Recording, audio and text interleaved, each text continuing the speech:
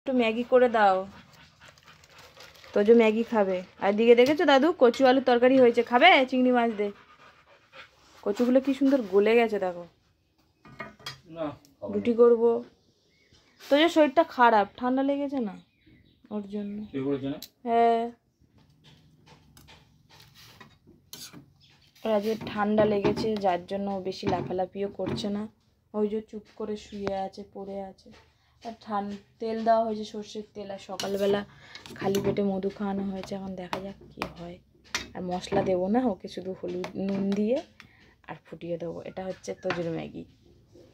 আর আমাদের জন্য হয়ে গেছে তরকারি আর রুটি করব, বাস।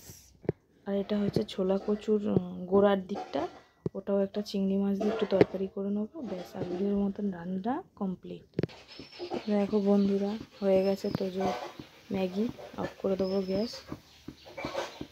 তোজোকে একটু শুকনো শুকনো খাবার খাওয়াতে হবে এখন, মানে ভাতের পরিমাণটা একটু কমিয়ে দিতে হবে, যা ঠান্ডা লেগেছে।